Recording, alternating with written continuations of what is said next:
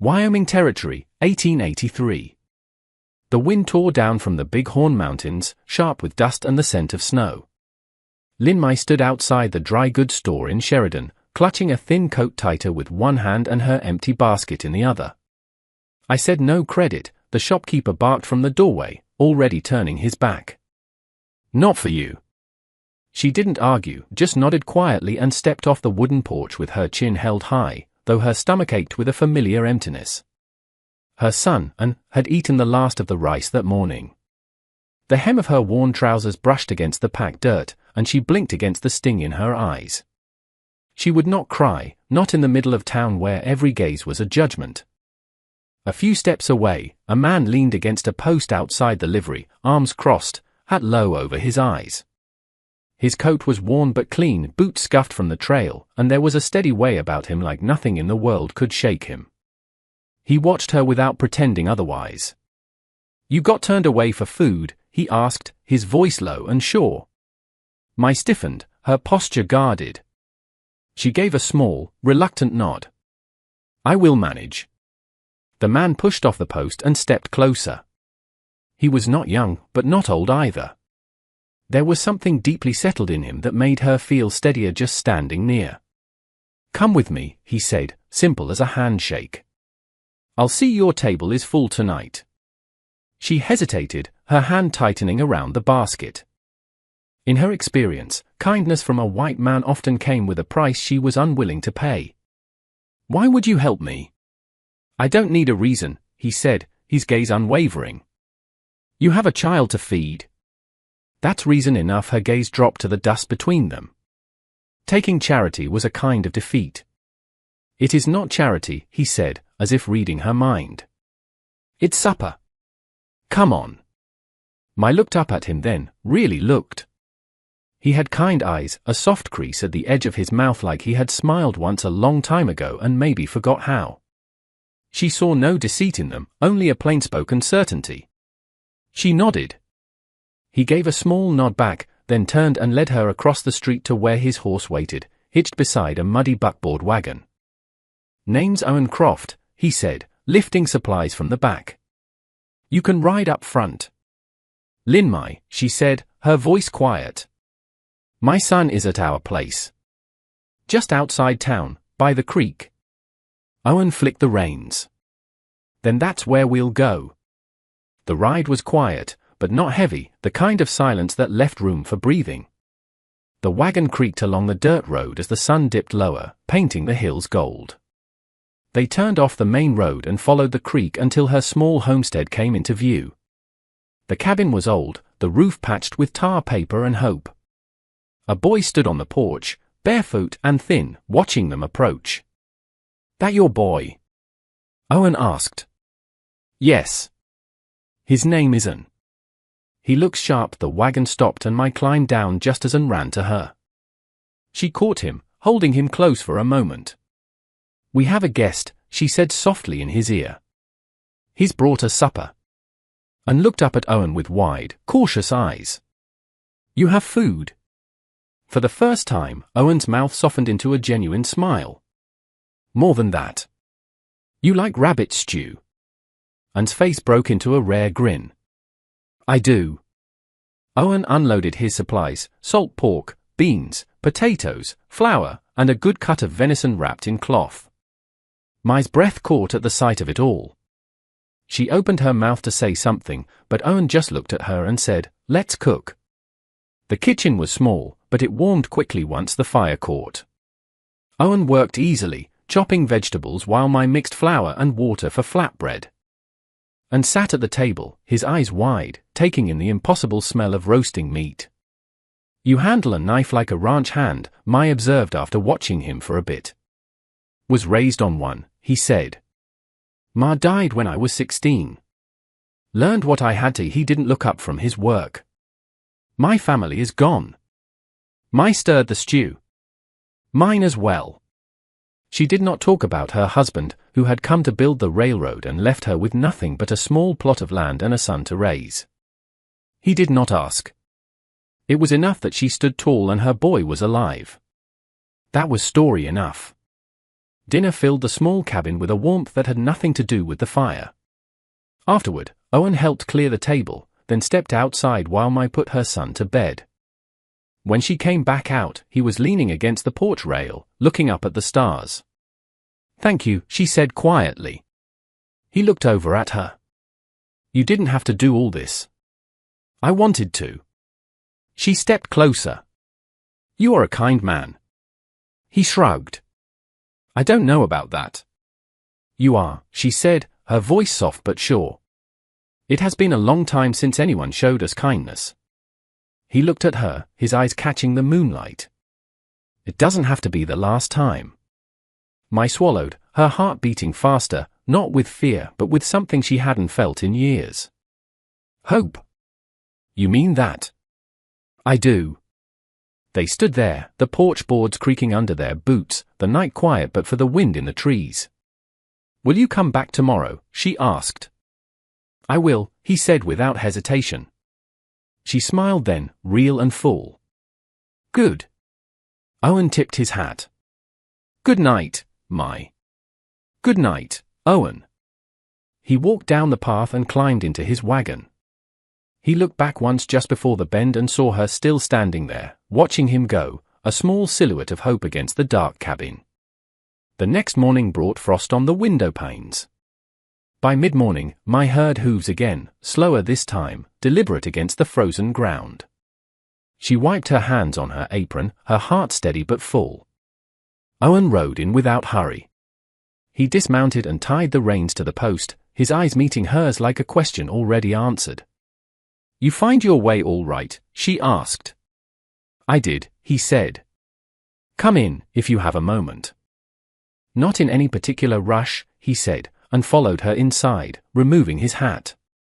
Anne, now awake, watched him from his corner with cautious interest. "You remember Mr. Croft?" Mai asked. "Yes," Anne said, sitting up straighter. Owen gave a slow nod. "Morning, son. You help your mother with the chores?" Anne looked to Mai, then back. "I carry wood. I feed the hens, too." "That's good work," Owen said, his voice easy. "A place like this doesn't run by itself." Mai poured hot water into a basin. "There's a section of fence down out back. A deer got through last week." "I can take a look, if you've got spare wire," Owen offered, slipping off his coat as if he belonged there. "There's some rolled under the linter," she said, surprised at how natural it felt. While he worked, Mai brought out her mending basket. The boys' shirts were wearing thin at the elbows. She stitched while keeping half an eye on the yard, watching Owen move along the broken fence line with quiet focus. He didn't talk to himself like some men did. He just moved with purpose. By midday, the fence stood straight again. Owen came in with dirt on his boots and a scrape on his forearm that he didn't mention. Mai handed him a tin plate with yesterday's stew and fresh bread. He sat near the fire. "You've got a good piece of land here. Water runs clear." "It was my husband's," she said, threading her needle again. "He came from Guangdong 5 years back. He put up the beams himself." Owen didn't speak for a moment. "He pass here?" She nodded once. 2 winters ago. A fever took him fast. The quiet between them stretched, not uncomfortable, but full. Owen turned his plate in his hands. "I buried my mother near Lamy. After that, I took work where I could. Drove cattle, helped build the rail grade. Never stayed long anywhere." "Are you planning to stay now?" she asked. He met her eyes. "Is there a reason I shouldn't?" She set her sewing down. "No reason I can think of." He stood, brushing his hands clean. "I'll ride into town. Bring back nails and salt if you're low." She hesitated, then said, "Window glass, if you can find any. That back pane has a crack coming through." Owen nodded. "I'll keep an eye." She walked him out to his horse. "You don't owe us anything," she said, her voice quiet but steady. "I know," he said, mounting up. "That's not the reason I'm coming back." He tipped his head once, then turned his horse toward the path. She watched until he disappeared beyond the bend. Inside, the cabin held the scent of stew and wood smoke, and came in with a smooth grey stone in his hand. "I think he likes it here," the boy said. Mai smiled, running a thumb along the stone's cool surface. "I think he might." Owen returned by late afternoon, his cheeks raw from the wind. He lifted a small crate from the back of the wagon. "Found the glass," he said. "And a roll of oilcloth. Might keep the cold out until the ground thaws enough to set a new pane." And opened the door from inside. "I finished the kindling." "Did you haul it yourself?" Owen asked. "Dragged it in a sack," the boy said. "It kept snagging." "Next time, twist the top and tie it off," Owen said plainly. Stops it catching and blinked, nodded, then disappeared back inside. Mai stepped onto the porch beside him. "You are good with him." "Not often around children," he said. "But I remember being that age. Would have listened better if someone had spoken plain." "You speak plain," she said. Owen looked at her, his eyes steady. "It's the only way I know." That night, they fell into an easy rhythm. After supper, Mai laid out her mending, and Owen sat nearby with an old, cracked harness of hers stretched across his knees, methodically checking the leather. The silence was different now, not the hush of strangers, but the comfort of people beginning to belong in the same space. "Do you ever think of settling somewhere for good?" she asked, not looking up from her work. "I did once," he replied, his voice low. "North of Cheyenne. But the man who owned the land sold the place out from under me." He didn't sound bitter, just stated it as a fact. "The land here is held in my son's name," she said after a while. "No bank can touch it." Owen glanced up, a flicker of appreciation in his eyes. He didn't ask more, just went back to his work. The hearth crackled, and the wind outside began to rise. "You sleep in town?" she asked. "Room above the livery," he said. "It's mostly dry." "You're welcome to the cot in the corner," she said, her eyes still on her sewing. "If the drive back is too long." A quiet passed, filled only by the sound of a knife slicing through leather. "I'd stay then," he said at last. Before she turned in, she paused beside him. "I trust you," she said, her voice low but certain. His eyes met hers. "You have no reason to." "I think I do," she said, then reached out and touched his hand, just once, before stepping away. The wind howled against the eaves, but inside the little cabin, it was warm and still. By the end of the week, the harness was repaired, the oilcloth was nailed tight over the cracked pane, and Owen had made a habit of arriving just after sunrise. On Friday, the snow came, heavy and wet, trailing down from the sky without hurry. Mai watched it from the stoop. Owen came around the side of the cabin, his coat soaked, a bundle of kindling in his arms. "You'll catch a chill," she said. He set the wood down. "This is soft weather." He looked at her. "I was planning to ride back to town." "There's no need," she said, her voice even. "You can stay." He hesitated for only a moment. "You sure?" "I wouldn't have said it if I wasn't." He nodded once. That night, after Anne was asleep, Owen stayed by the fire. Mai folded laundry nearby. She didn't look at him when she spoke. "You ever think about what comes next?" Owen shifted slightly. "I don't make plans past the next sunrise. Keeps the ground steadier under my feet." "You ever want something steadier than that?" He leaned forward. "I might. If it came quiet and certain. If it didn't ask for more than I had to give." She turned toward him. "Do you think you found that here?" The fire cracked, and outside the snow whispered against the windows. "I think I found something," he said, his voice rough. "Still learning the shape of it." She walked over and sat across from him. "There's room here," she said. "For someone who works hard and keeps his word. And for someone who's made mistakes." "We all have," she said. "It's what we do after that counts." He reached out then, slowly, and touched her hand. Just the edge of his fingers against hers. She didn't pull away. Snow kept falling outside, thick and certain, burying the road to town. But inside the cabin, the quiet wasn't empty anymore. It was waiting. The storm held for 2 more days. When it finally broke, the world was blanketed in a deep, silent white. Inside, Mai kneaded bread dough, her sleeves rolled to her elbows.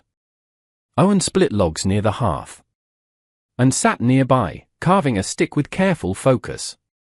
"You ever think about building something again?" Mai asked. "Not a place. A life."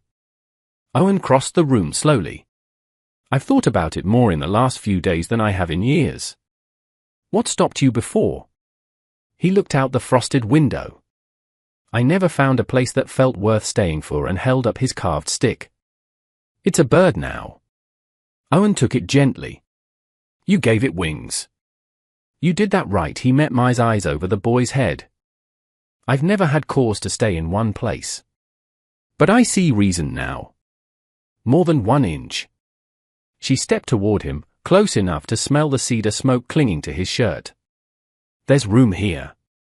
Not just in the cabin." He reached for her hand. "I'd like to stay. Not for the night. For good." Mai looked at her son, then back at Owen. "He's old enough to remember what it means when someone leaves." Owen's hand tightened around hers. "Then I promise him this. I'll be here.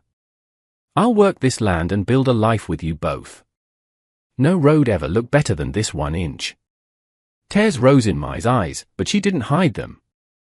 "Then stay," she said. "Stay and be part of this." He pulled her gently into his arms, and she leaned into him without hesitation, her face against his shoulder. Outside, the snow brightened under a cold sun, and the wind had quieted to nothing more than a breath. That spring, Owen built a new chicken coop with Anne, teaching him how to square corners and test a beam's strength by feel. He mended fences, planted corn with Mai in long, straight rows, and added a second-hand rocking chair beside the hearth. They married in June, beneath the cottonwoods near the creek. The preacher rode out from town, and Mai wore a simple blue dress and stood beside Owen, holding a ring fashioned from a silver coin Owen had carried for years. Afterward, they shared a meal at a table Owen had built, with bread Mai had baked and jam and had helped preserve. There was no music, but they danced anyway, barefoot in the dirt, laughing under the open sky.